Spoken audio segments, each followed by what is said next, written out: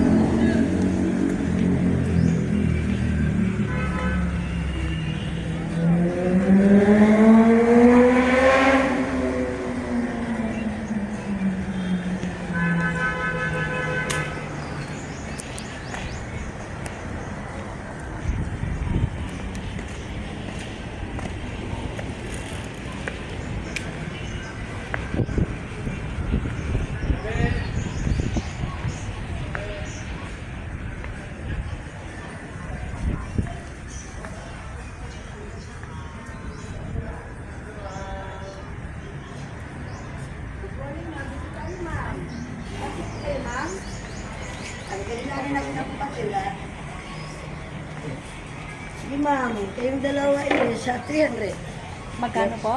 300 kayong dalawa ma'am. 150 each. 125. He said, senior na yan, di ba mama na? How old are you, sir? How old am I? Yes, yes. How could you ask me such a question? Because you are not senior yet, sir, ano? No. No. Ikaw. Senior pa? Senior na. Senior na. Yes. Kasi may Kaya- discount daw. Oh, kasi may discount ang senior. Kasi Discount. sa mukha mo hindi ka senior eh. Mukhang 58 pala o 55 pala. Oh, malapit. 55. Malapit Pero na ako. malapit na. Oo. Hindi ba? Doon may babae. Sulat mo muna ang pangalan dito mo. Itong pangalan mo para ilan tayo magkakit?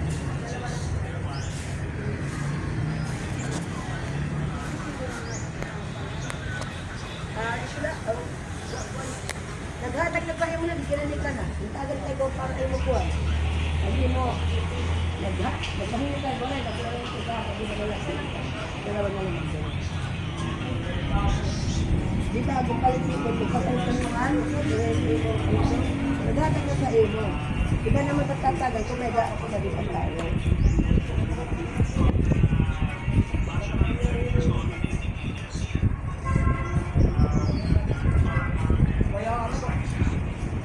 Sige ma'am, doon mo nilagay ma'am. Bigay ha, cashier. Doon ka magbayad. Adlod, siya ko na magbutang din doon. Sige lang, nagpapayang mo yun. Sa pabalik-balik na ako.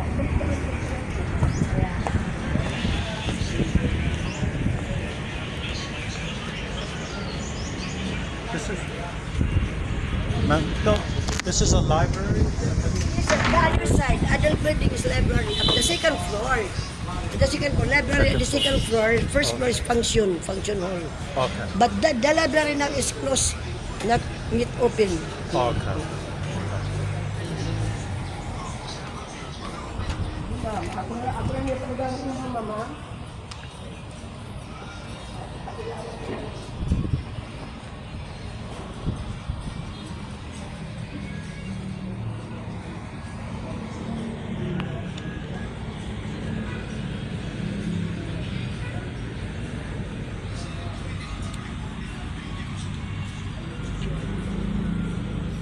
Pangalan mo? Maria. Double hand.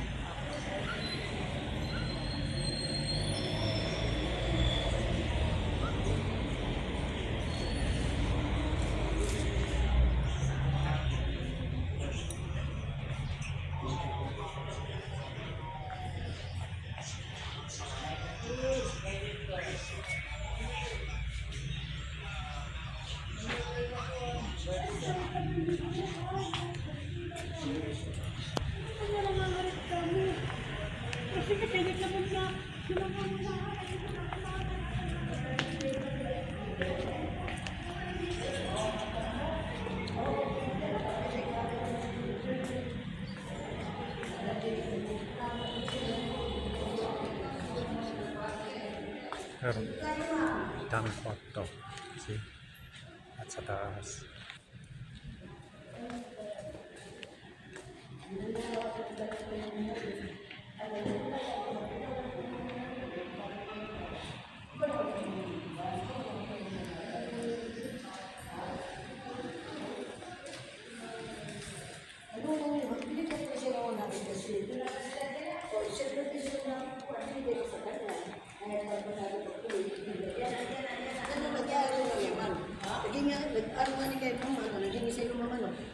Babae na yan. Okay, mabuhay. Binigyan ni ma'am. O, binigyan ni ma'am. Nagkano binigyan mo, ma'am? Ano lang po bariya lang. O, binigyan mo, ma'am. Sinabigyan ko yan ng una, ma'am. Sabi ko, naaawa ko sa kanya. Ngayon, kilala ko man siya. Binigyan na kita ng una. So, kung may bibigyan man ako, yung ibang tao naman. At kung mga dapat talaga nangangailangan. Siguro naman tayo mga Pilipino. Bibigyan ma'am. Okay, so much for that. So, mabuhay. So, welcome to this building. Masama magkarabin. San Diego. Parang marunong magsalita ng Tagalog, sir. Ano, sir? Nakakaintindi ka ng Tagalog? Hindi. Wala. So, konti lang sila na konti lang. Konti. This much. Yes. Ganito. So welcome to this building, Santo Niño Shrine and Heritage Museum. Motif is woven mat banig. Yung wool, kahoy, wood, twisted out, made into chips. And then pasted piece by piece for 2 years in the making. So 1979 to 81 by architect George Ramos, because the motif of the whole building is woven mat banig. Banig. So only that the chips there was pulled down because of Typhoon Haiyan. But they are planning to restore already this building, maybe this year, sir. So sana when you go back here, our building is already look like new na. And then the aircon is back already kasi mainit man. So chapel area, then 13 guest rooms with different motifs. So we will get inside every room for 30 to 35 minutes tour natin. Okay. So ninyo, At sa taas pa rin? Pati sa taas, sir. Kaya 2 stories building man, sir. So ninyo, yung devotee of Madam Imelda, that is our patron saint in Tacloban. We held mass here during June 30.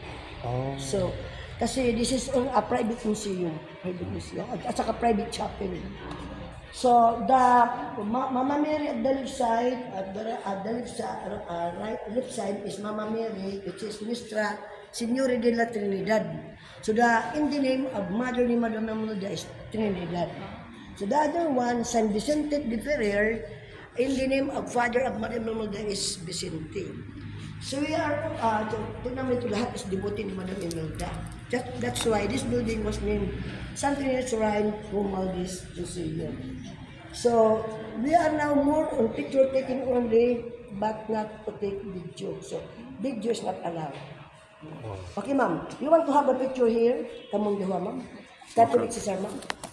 Sige, pipicture ko kayong dalawa, sir. Gusto mo, sir? Oh, taka. Ano yung kami?